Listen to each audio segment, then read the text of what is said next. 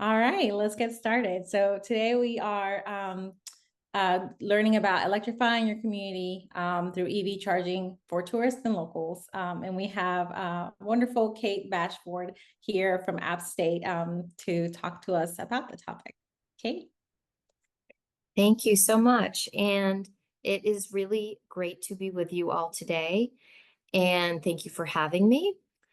So, as Jessa said, I am from App State's Energy Center. And you can see what we do there at the Energy Center on campus, at the Boone campus. So, what that means in practice is we try to do community workshops like these in person and online. We do a lot of solar workshops. We do some CLEs and some CEU type workshops. And there's applied research going on at the energy and agriculture nexus, things of that nature. So if you would like to check us out, please visit us on that website.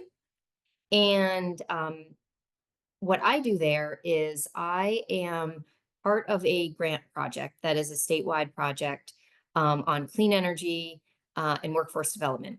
And my background is more in clean energy and policy and workforce. So my focus right now is on a couple of particular sectors, the electric vehicle sector and batteries for grid storage, transportation, other applications of battery storage, because it's a real linchpin in the clean energy transition as we transition to more renewables, which are carbon free, but not always online, depending on maybe the weather or things of that nature. So we need to back that up with storage.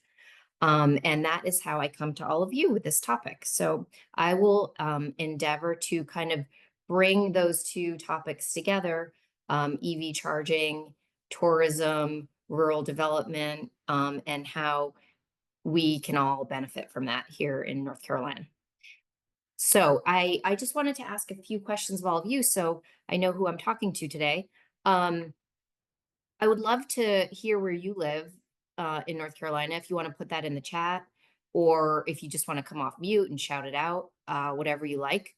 I looked at the Uplift website, so I see what communities Uplift focus on, which counties across the state. But yeah, just always like to know who I'm talking to in these internet worlds. Right, Raleigh, Elkin, Cary, Asheville. I live in Asheville actually, as well. So nice to meet another Ashevillean. Hopefully you're doing okay. Florida, nice to see you here. Great. Yeah, I saw there were some Blue Ridge Parkway folks, and I've actually been thinking about that, Blue Ridge Parkway and EV charging. So great. Yeah, my other question is, do you drive or have you ever driven an EV? So just quick yes or no, just have a sense of who's on there. I will go through some fundamentals for the recording and for all of you. So, okay, good. There are some no's here, so that won't be too introductory for folks. And then, does your town, to your knowledge, have a public EV charging station that you have seen or even know about? Great. It's some good yeses. Oh, great. So a lot of your communities have this. That's very nice to see. So maybe when at the very end, when we get back to kind of open questions and comments, you might have anecdotes or stories you want to share about that experience with those chargers that you have in your town. Oh, and that's great to hear. There are a few already on the Parkway. Okay, great. So let's begin here.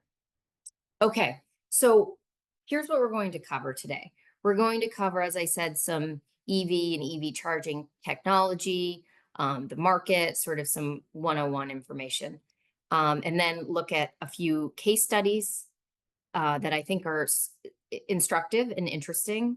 Hopefully you will too.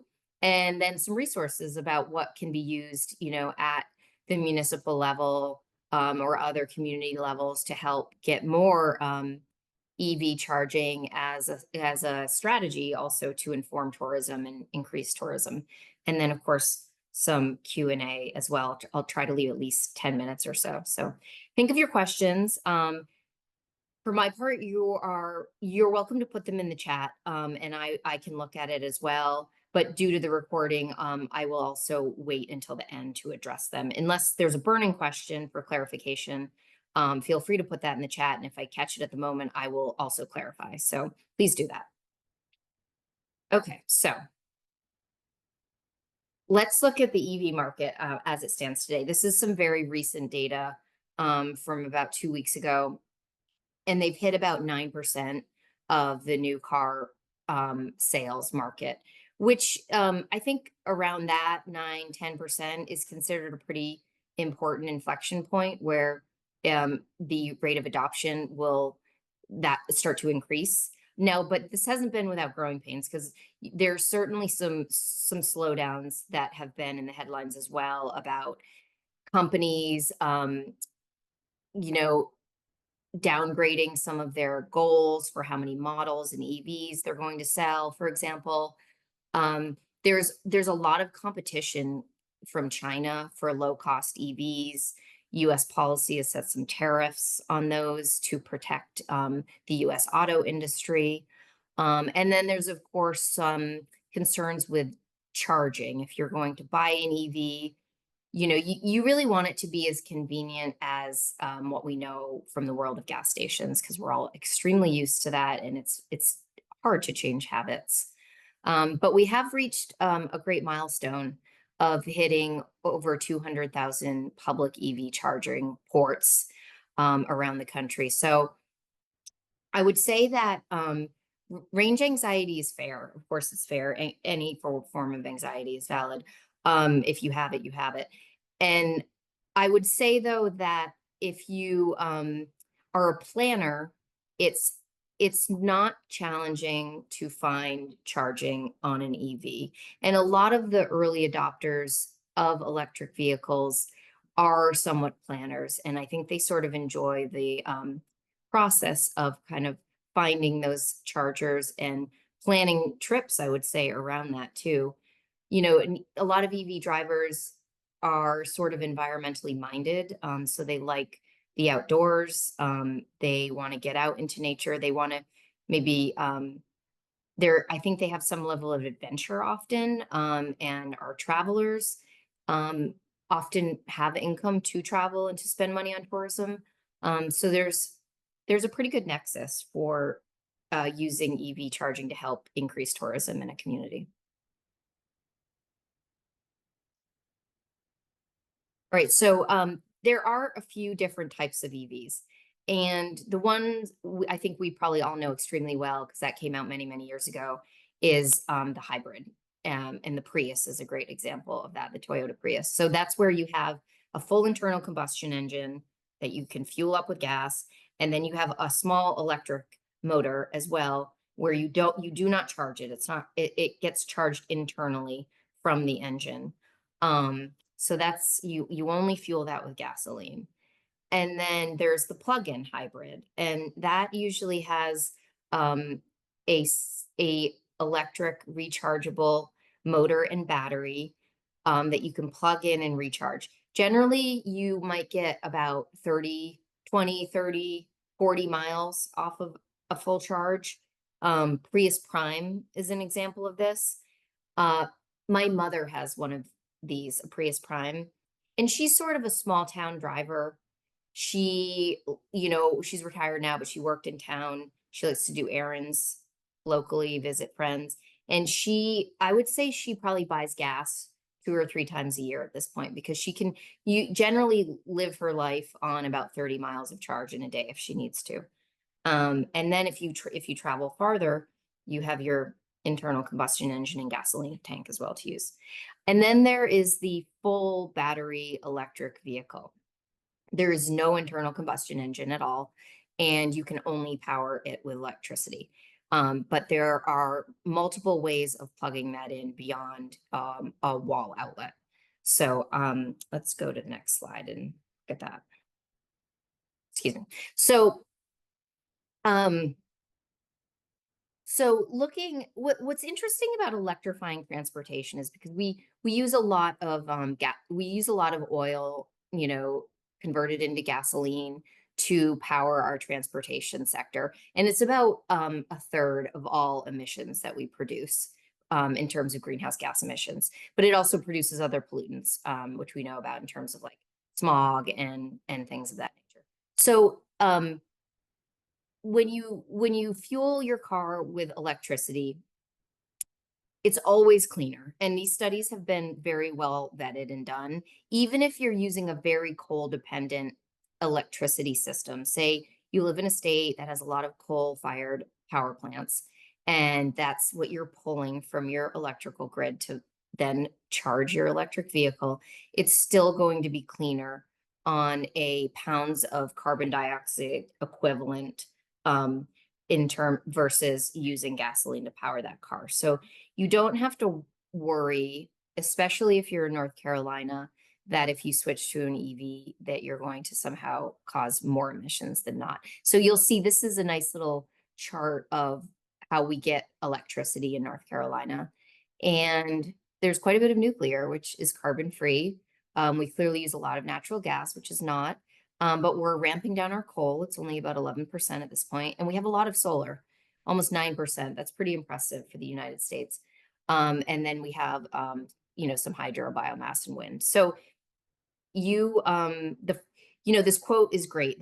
I heard this recently, and the first day you plug in your EV is the dirtiest day it will be for charging. And that's because generally all around the country, the electric grids are getting cleaner and cleaner. And I think that trend will continue. Despite any changes.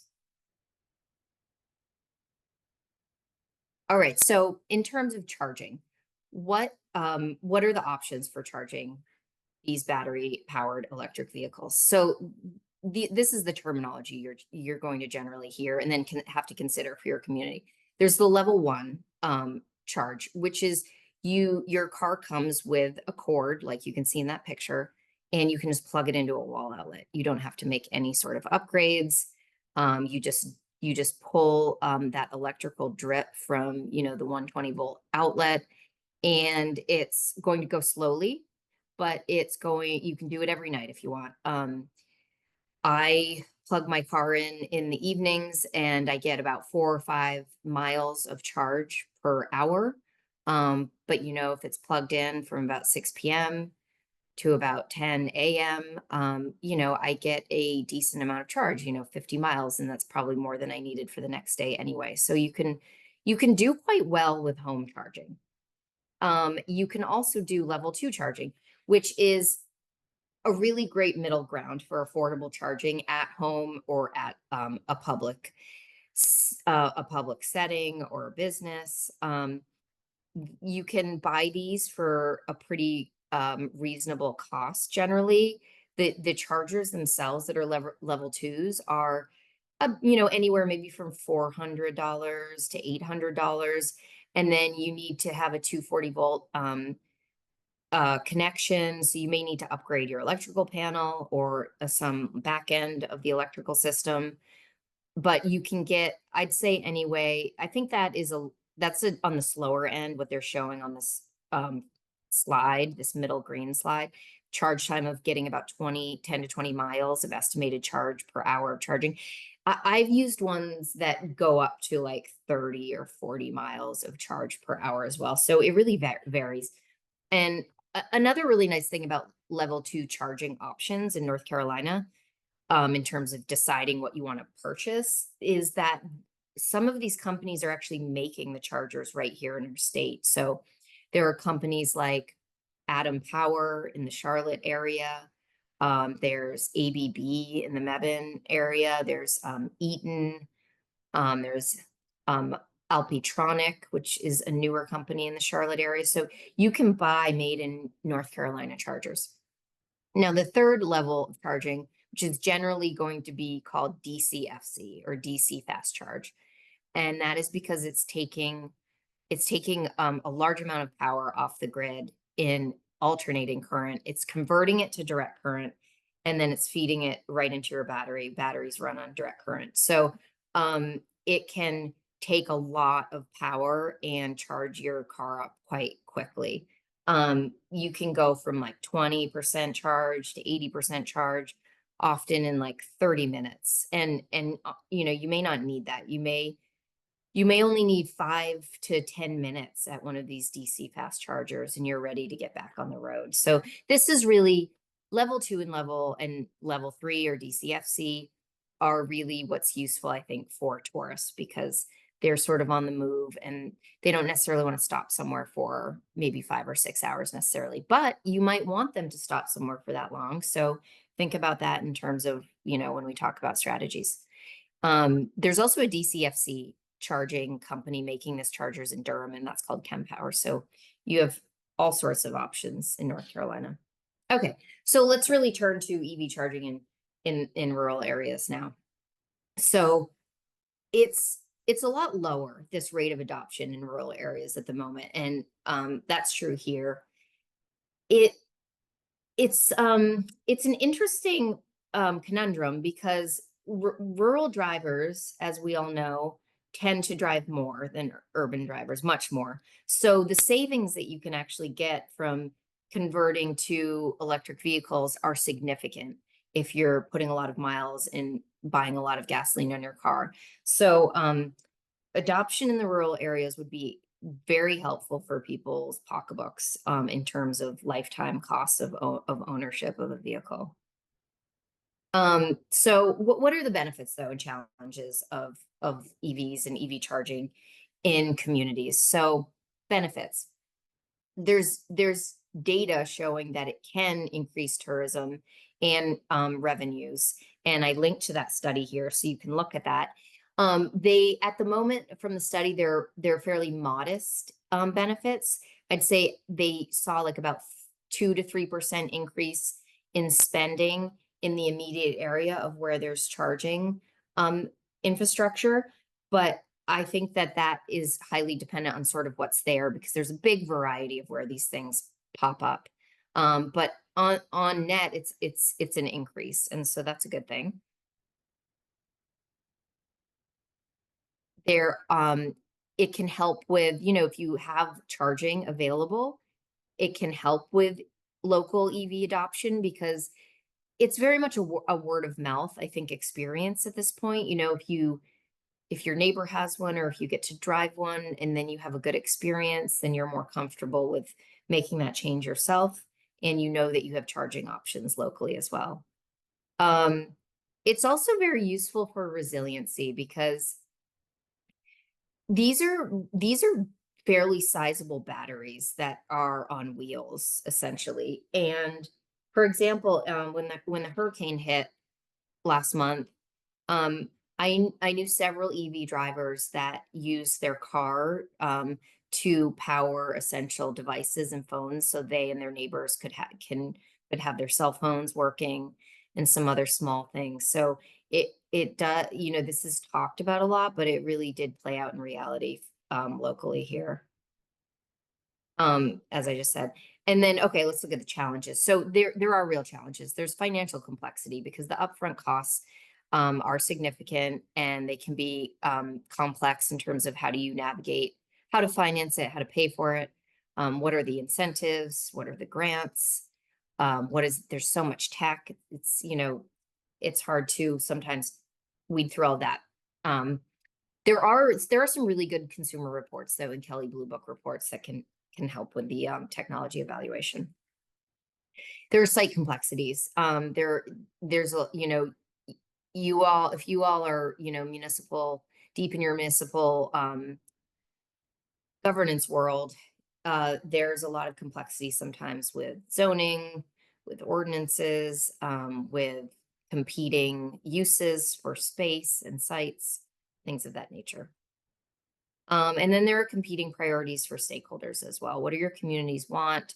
Not everyone's always on the same page, which is why we have government. And what rises above in your community and what are your goals for your community itself. And so I think if, you know, if tourism is one, and probably that's a goal for a fair amount, you know, economic development and tourism sometimes meets the goal of economic development. This is a very useful thing because, as I said, EV drivers have to be a bit more proactive. So they really look at what's going to be at the destination often before they plan that destination. And then there's maintenance. You want to have a really good plan in place for keeping those chargers once you have them up and working. Because I think part of the blowback that has existed with electric vehicles is users having to, charge urgently and arriving at chargers that are not online for whatever reason. And that's incredibly frustrating. Okay, so let's do some fun case studies here. First being Old Fort. Old Fort is a lovely town right off of I-40 as you're about to hit the Blue Ridge Mountains. And it has a cute little downtown. It's very historic. And you can see there's the big arrowhead mounted there at the old train station. And interestingly, it has another historical component to it, which is a Stuckey's. Now, some of you might know this.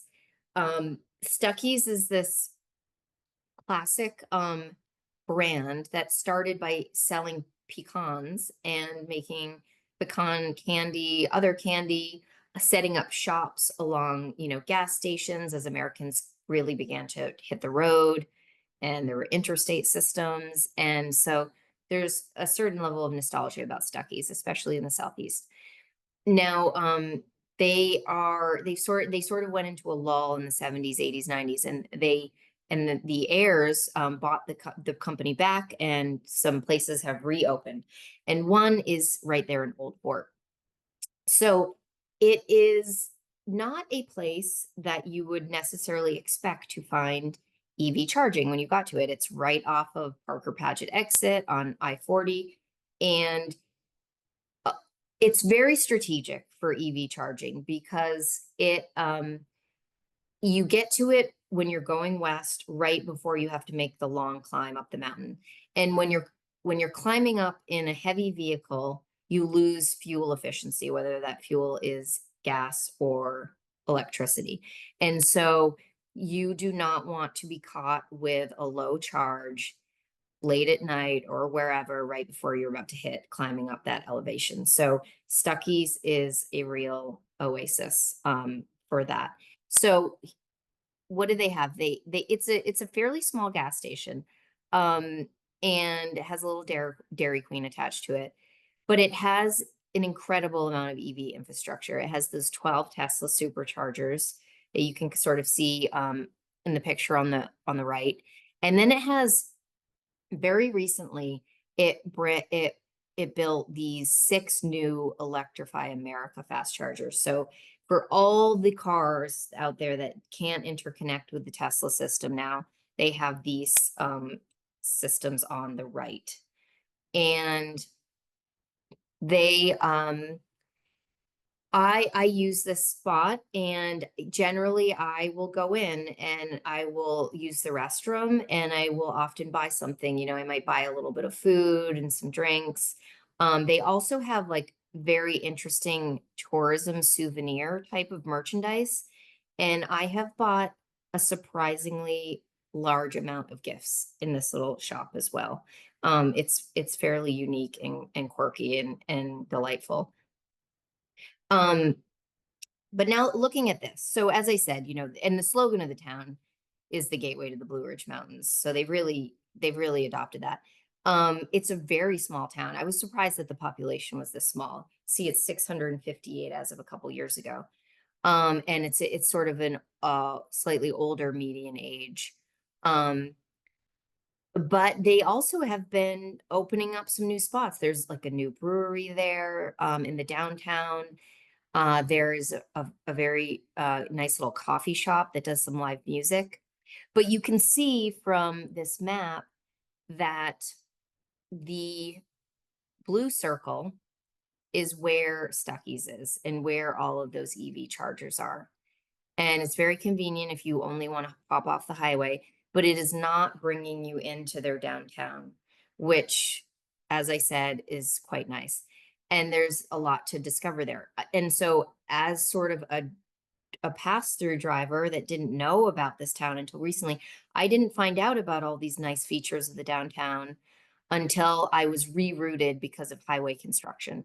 So, um, that is, it has its pros and cons as it, I think Stuckey's was obviously the decision maker in this. I'm imagining. I actually tried to reach out to them several times I wanted to hear it straight from the horse's mouth about the story of how they ended up with all this EV infrastructure.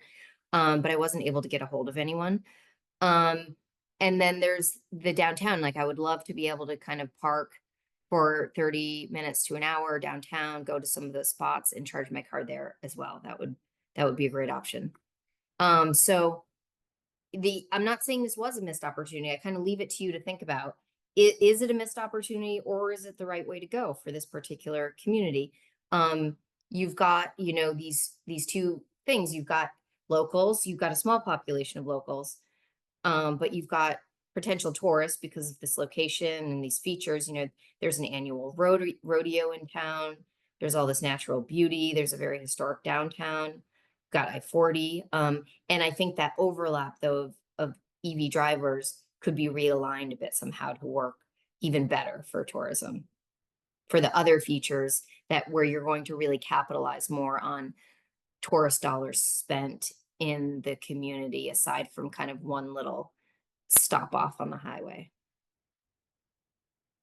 Okay, here going east to Rocky Mount.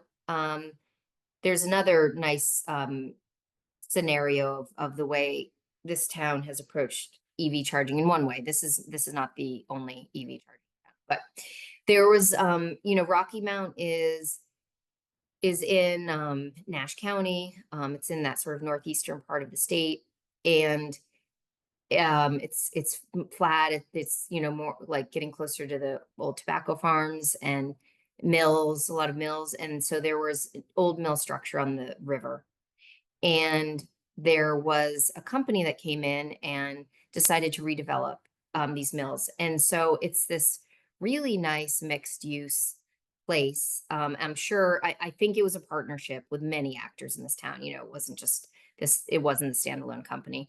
And they have housing here.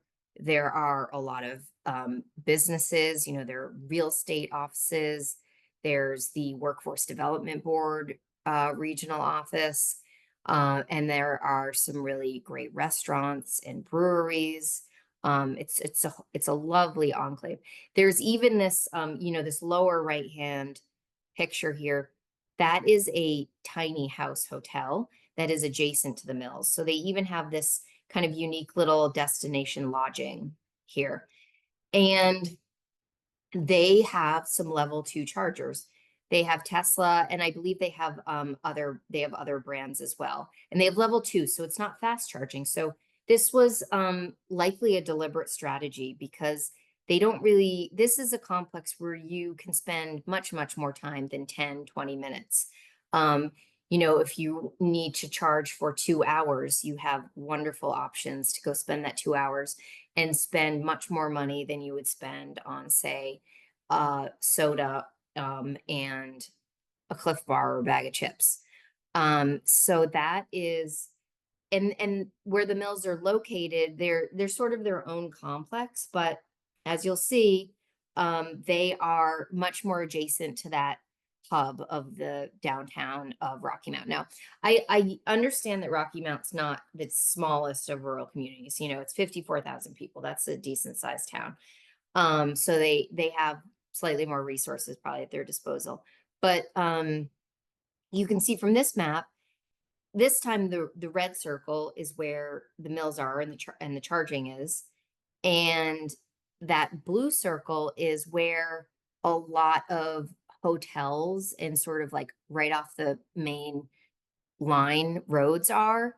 And so a lot of people, it's you're looking on Priceline, you're like, oh, I need a hotel. The chains, like, they sort of have the algorithm down, and you might go just stay at one of these because it's easy, the brand.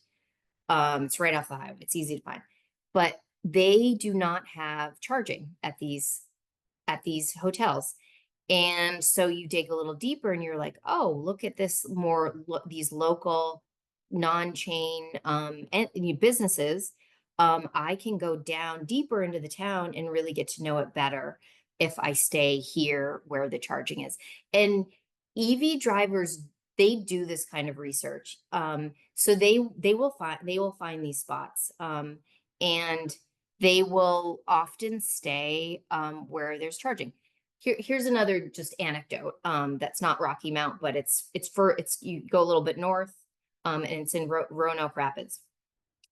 I had to go there for a wonderful event at the Center for Energy and Education, and there's also a bunch of hotels. There were all sort of chains off the highway. I couldn't really find a real local hotel, but there was one that was a Quality Inn that had a Tesla charger with adapters.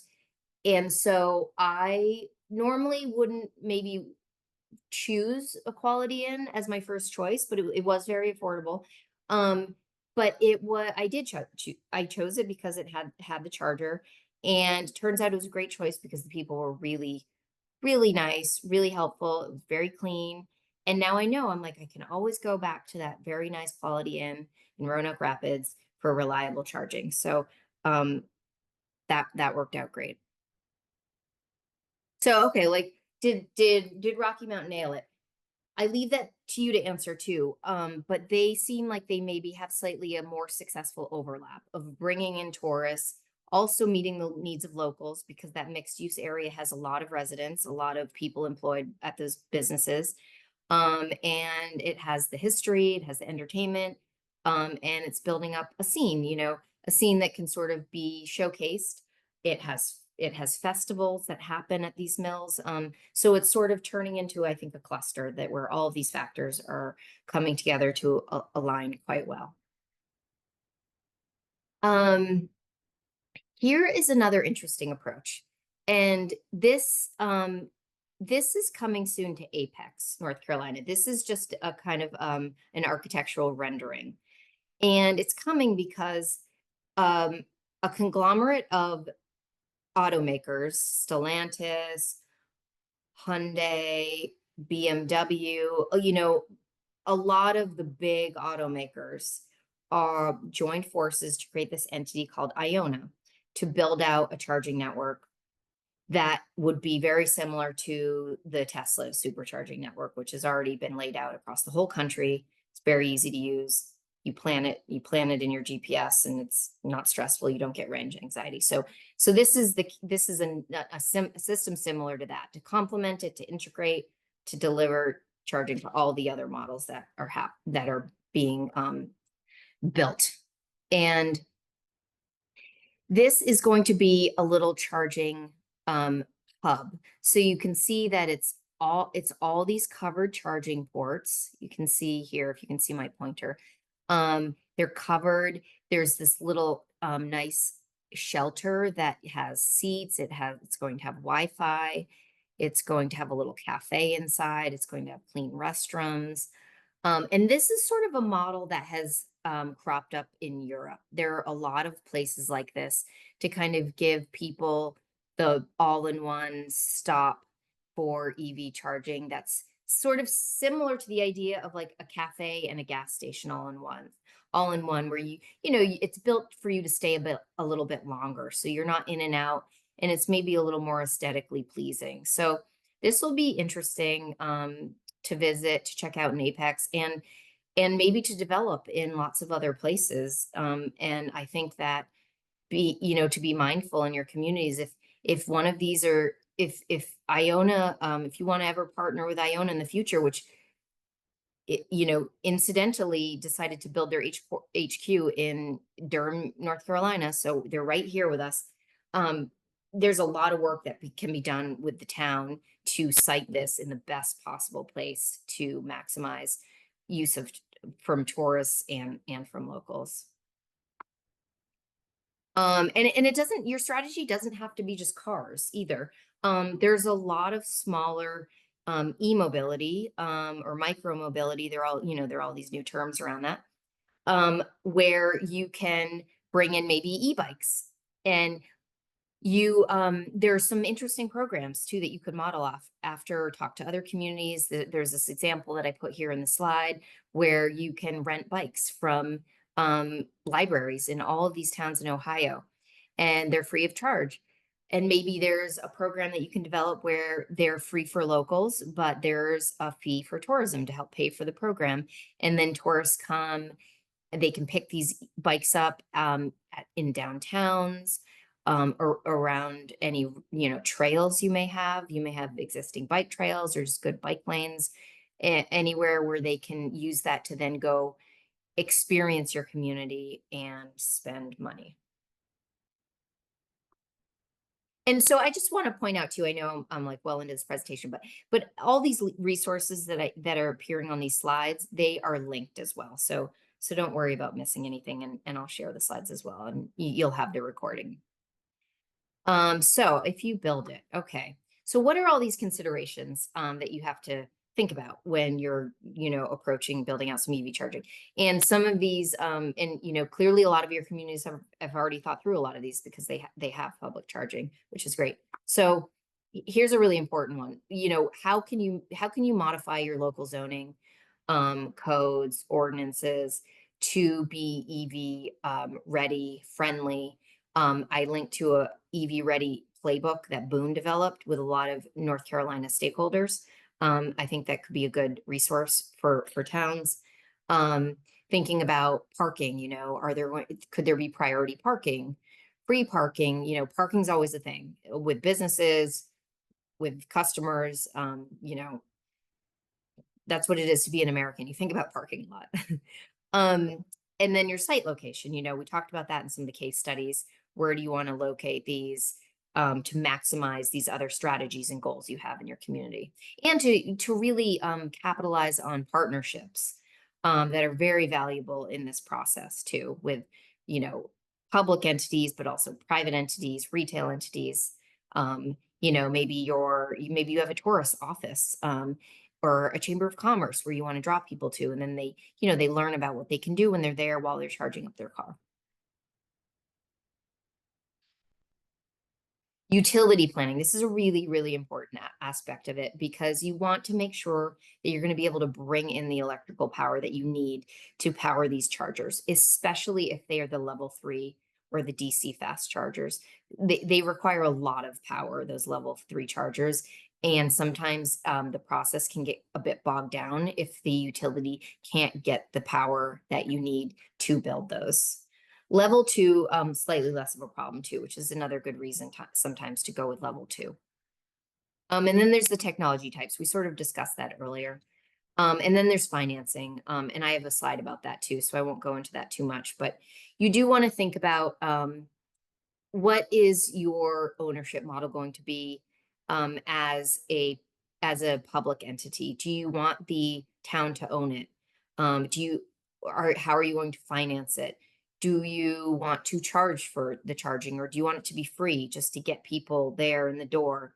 EV drivers absolutely love free charging, not because they're not happy to pay for it. They are, because it's much less than buying gasoline in the first place. But what's so nice about the free charging is the amount of software platforms and pay platforms that end up happening, where you suddenly realize you might have like 10 different apps on your phone based on different charger types and different software and pay platform types. So sometimes it's just the ease of use when it's free. But how are you going to make that work? There's going to be an electrical bill backing up that system aside from paying for the equipment. And then how are you going to keep it maintained in operation and have good uptime so everyone knows that it's reliable and it doesn't turn into some like horrible poster child for a bad investment in a town. So here's a nice little example in Lenore. Lenore built their first public charger in 2017, which is very impressive. I think they used an early Duke program to help get a grant to build some level 2 charging. And You can see they have a couple chargers in their downtown, so great location for parking there for a couple hours and then going to explore what Lenore has to offer. And you can see that they have chargers in various points there on the map to the right. So, and they're publicly owned and they're free. The two publicly owned ones are free to use. So, users get that added benefit. So, I, for one, now that I know this, I can't wait to go to Lenore and check all of this out. Um, what if they added some e-bikes in this vicinity? So you come, you park your car, you get it charged up, and then you rent a bike or you borrow one for an hour or two. You explore the area that way. You can get a little farther afield. You might not want to do it this time of year because I can see there's snow on the ground, but that's probably a rare picture. This is a good picture. Um, so that might be another strategy that you sort of you layer and you think about how can I combine these different things to bring people in and have them stay longer and create a whole sort of destination experience out of it. Now, here's some great partners that are known for having EV chargers. I mentioned my quality and experience.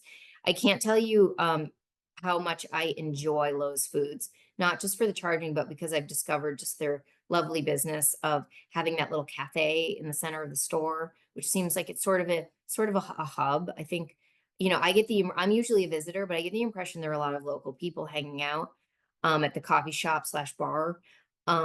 Sheets does a great job with this. I've spent a lot of money at Sheets, as I know lots of other EV drivers have, and we really like count on that Sheets network throughout a good portion of America, not just North Carolina. And then Walmart's doing a lot of charging as well. Now I know, Walmart, you don't always think of maybe as like the best local partner in terms of like retail, because you want to get your local shops involved too. So, you have to think about all these different trade-offs. Um, okay, now I'll go through some resources, but I'm going to go through them fairly quickly because time is moving right along, and I want to make sure there's time for Q&A or comments or just hear from you. And these will, of course, they're mostly here for you to use too, to go back to. So that's why I won't spend too much time on them as well. This is a great resource that you can go check out if you want to look at any area in any town in North Carolina, any town in the entire country. You can see I have Clinton up here. It's showing all the chargers, all the locations, the details, one's at a barbecue spot, which sounds great. And one's at a Nissan dealership. And so you can see what is the lay of the land in your town. You can see, what's publicly owned, what's privately owned, and then, you can do your inventory before you make your next move. And then there are a lot of incentives and grants out there. So you really don't have to it's complex to navigate through, but these links take you to two really good resources that will really lay out what your options are for funding, financing, tax incentives. For now, I can't speak to what will happen in the future, but for now, they can be used by non-tax liable entities. So you can do this direct pay option, which is, essentially like getting a grant or just a discount. So you don't have to worry about if you don't have a tax burden. There are these really good toolkits as well. So some of, these considerations I just went through fairly quickly. These are in these toolkits. So there's one from the Department of Transportation here, the Charging Forward toolkit. It's specifically for rural areas. It has also some great case studies in there, and lots of other considerations besides EV charging for tourism. Here's another very new playbook. This is all about public EV infrastructure and how you deploy it. It's really user friendly, I would say. You can see all those module buttons that I pasted in the slide. That's from the website. The whole toolkit is in these modules. So like say you want to just look at funding, you want to look at policies, whatever you want to do, they'll have little videos, they'll have checklists. It's very accessible. And then there is, this is a nonprofit, the Electrification Coalition, and then they have a specific toolkit for rural communities in the Southeast. So it gets even more specific for what you can do in the types of area where we all live right now. There's also a very nice nonprofit called the Interstate Renewable Energy Council, IREC USA, and the link is right there. They have this Charging Smart program, and they are actually looking for new towns to get involved with them, and they really work with you on a one-on-one basis to say, okay, do you want to set some goals here around clean transportation or e-mobility and EV readiness, and they will work with custom solutions. So maybe you approach them and you say, oh, well, tourism is our key consideration. So please think through a plan that's really specific to the assets that we have and the constraints that we have. And they can work with you that. So I'm not speaking to how their application or acceptance process works, but I know that they're currently seeking new towns to work with. So if that is of interest to you, definitely go check out that link. And here we go. Thank you so much for that. I hope that was useful. I'd be more than happy to answer any questions or would love to hear your comments or feedback. Thank you, Thank Kate, you. and thank you for taking the time to be here and share all that with us. So now we're going to be hearing from Sadie Walters and Jay Korick from Pit Stop for the Birds. So I will turn it over to them so that they can tell you about what it is that their organization does. Okay. Hi, everybody. Wow, Kate, what a cool presentation. I really enjoyed hearing about all those different sites that you had explored. I just came from Old Fort this morning and I have never been to Stuckey's, and now I will go. Looking forward to that trip. So hello, everyone.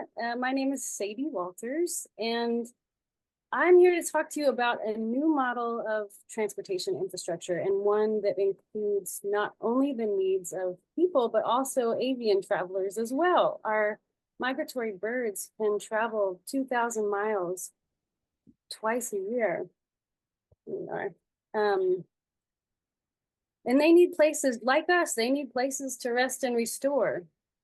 So recently I founded Pit Stop for the Birds with my background is in environmental education and habitat restoration and landscape architecture. So I've long had this goal of giving people experiences that show them that we are part of a much larger and wilder system that warrants our respect and support. Slide, please. And I've been really interested in how to access adults, as far as like reminding adults of the nature that's all around us. And so my first experience with this looks like an ancient picture, but that's actually just 2008 with the native plants in front of McDonald's. But in 2008, while I was in school at Warren Wilson, I got a grant to design and install native plants in a drive-through. And it was a really successful experience. My people got to sit in the drive-through and wait to order their food while learning a little bit about native plants and the benefits of them. And I think I really like that idea of accessing them while they're in their downtime, accessing people in their downtime. And okay, so fast forward another 8 years. So we go from 2008 to 2016. This is after I had just gotten a master's degree. Oh, back when. Oh.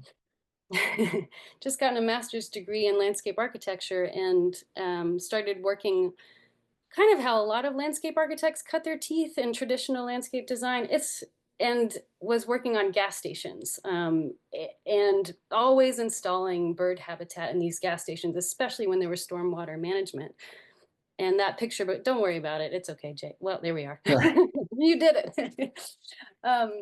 So this is a gas station that has a stormwater management feature in the back. And there I installed a lot of native plantings and bird habitat. And while I was working on this project, I guess it was 2019, because we got the news. Now we can go forward, Jay, Yeah. that we had lost 30% of our migratory birds. And this was a decades-long study that was finally reported.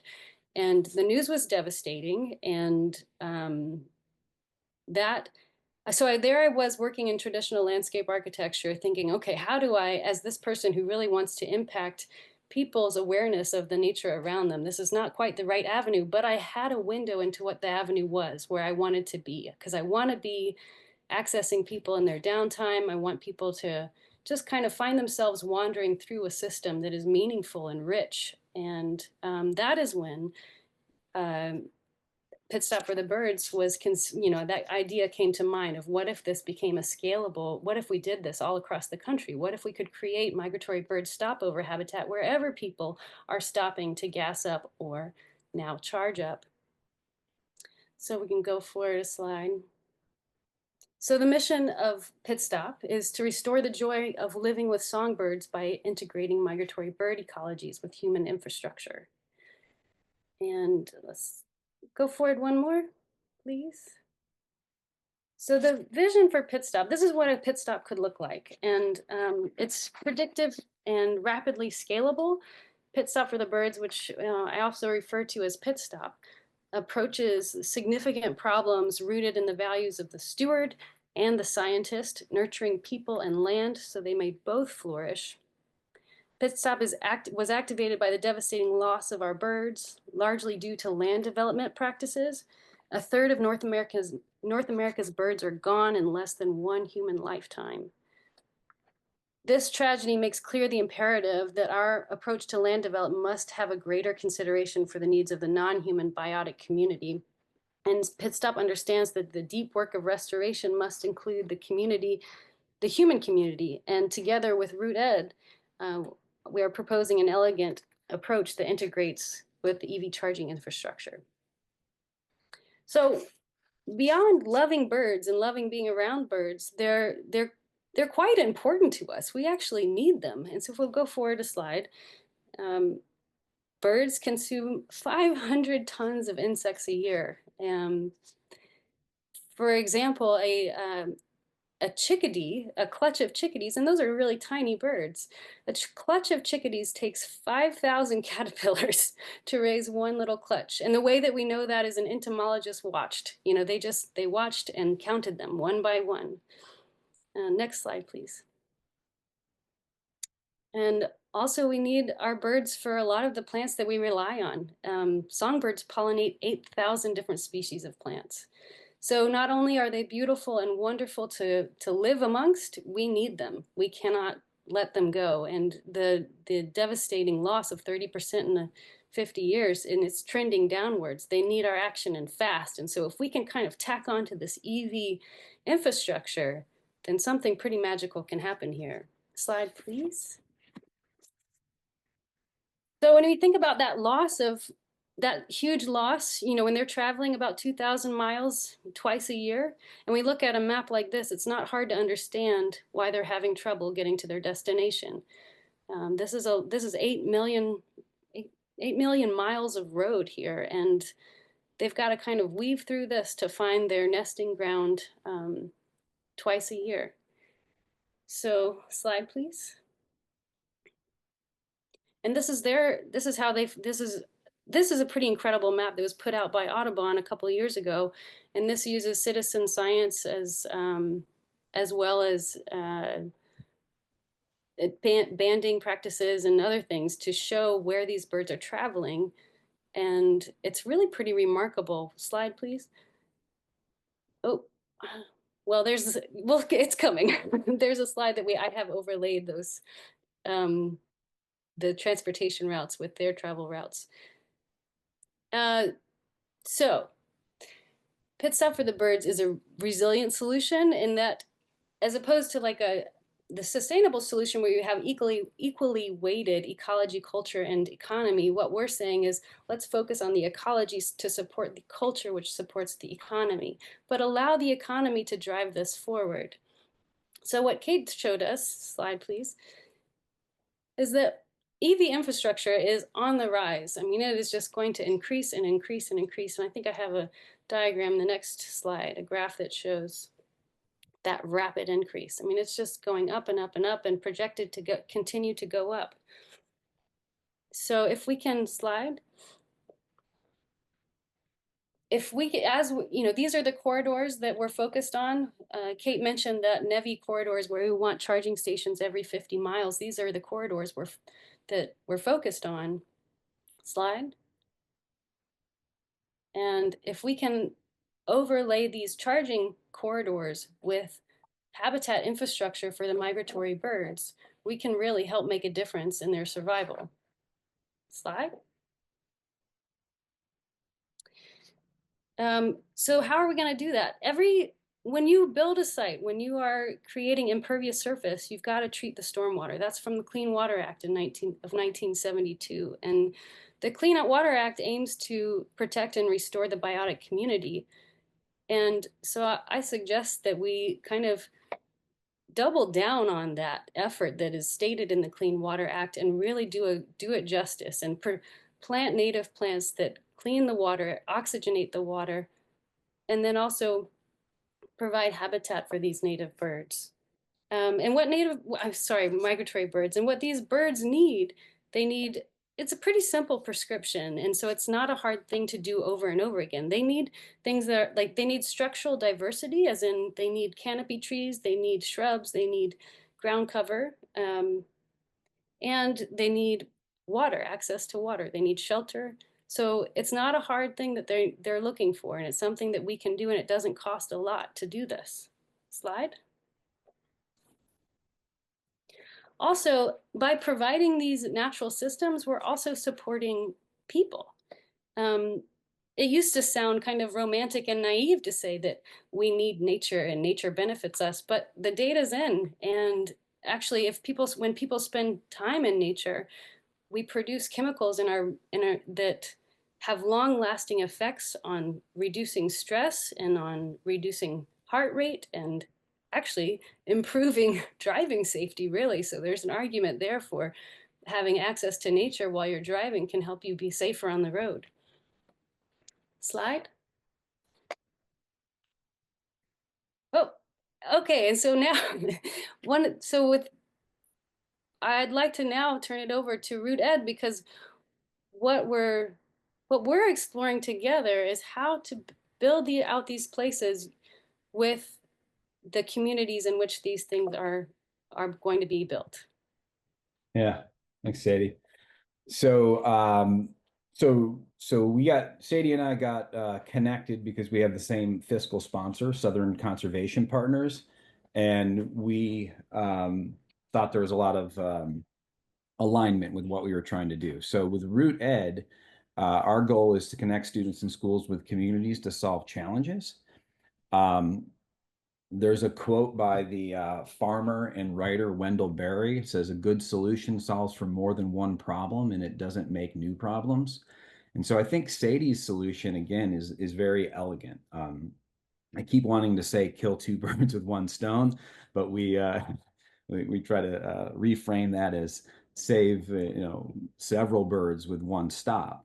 But Root Ed is trying to solve 4 different problems, and we think we have one solution that will solve all 4 of those. So the problems are, how do we develop students better? How do we develop teachers? How do we develop communities, especially with an eye towards sustainability?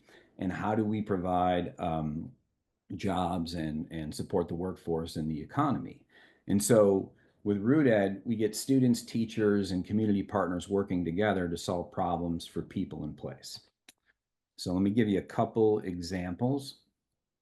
I see Logan is on the call. So this was a project from a couple of years ago in connection with the Year of the Trail. We worked with an elementary school that's a lab school from App State, the Academy at Elkin.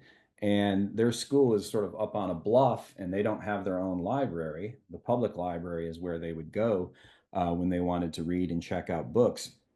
But it was kind of a meandering route and, had to cross several roads.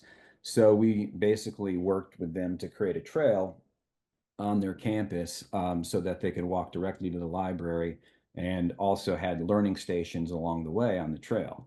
And these are some of the partners that we worked with to put that in, including NC Trail Days, Logan's organization. And I also heard Kate talk about Old Fort.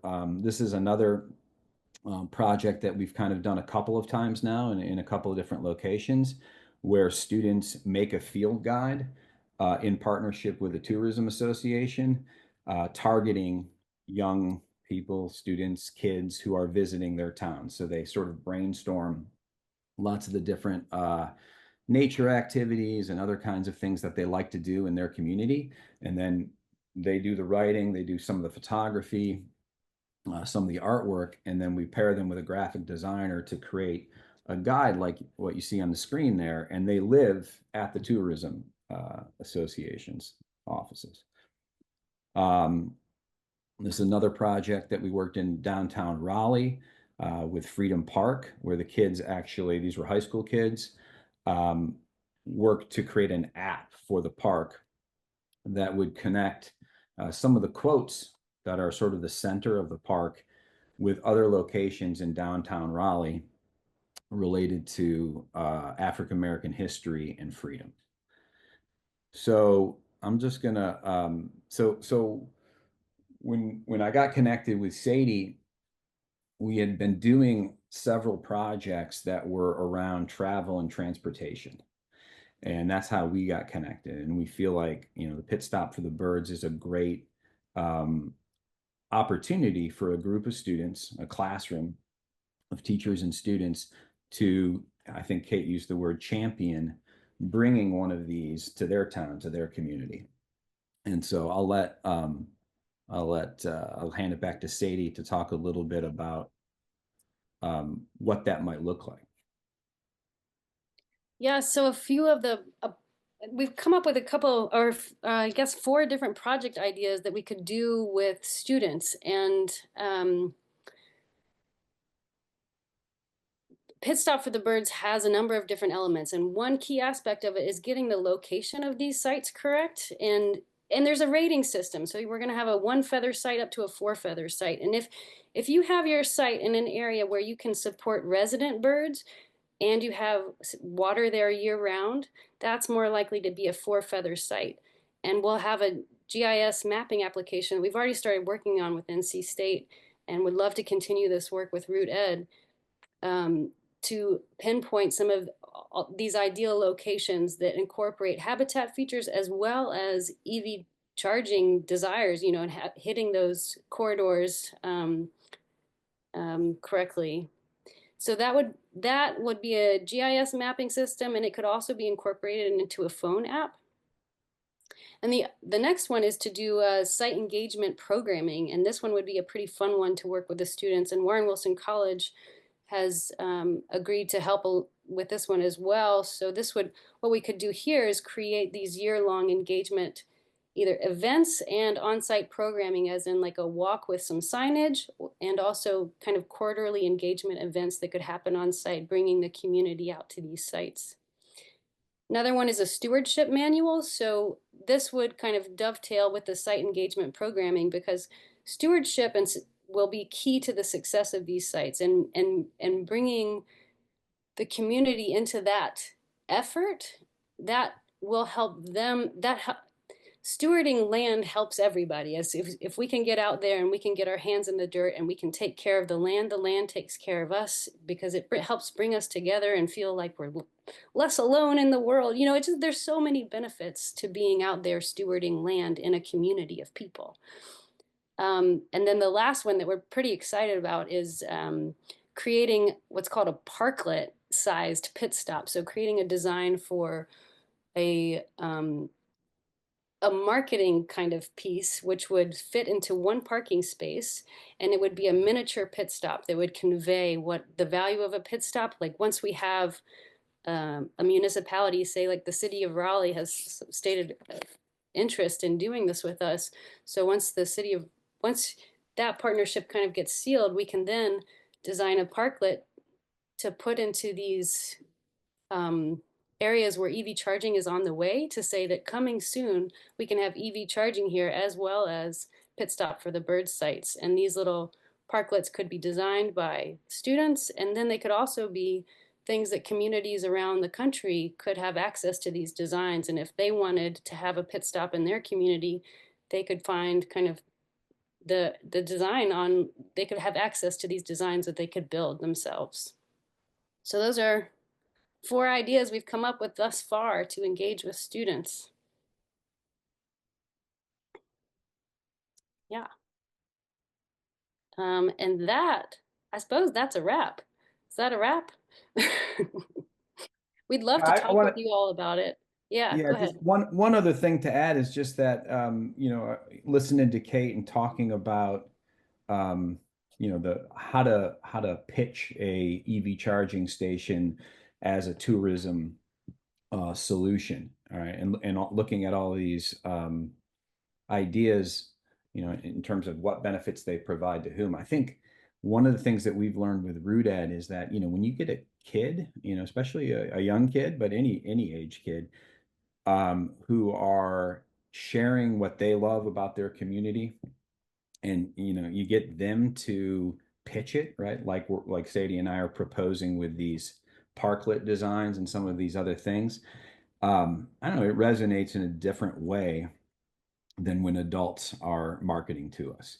And I think that's because, if we're going to solve some of these community resilience problems, it's going to be students that are going to do it in the long term. And so we need to sort of think about, how do we include students in these very important efforts that are happening right now, and not just do things for them, but like do them with them.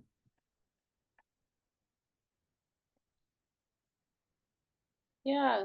Well, this is great to be able to share this with you folks that are interested in how EV charging stations become places for tourism and places, hubs of activity and experience. I mean, these are places where people they're stopped for 20, 30 minutes and they get to have experiences there, and to incorporate habitat restoration and community engagement, I think will be a beautiful experience for folks.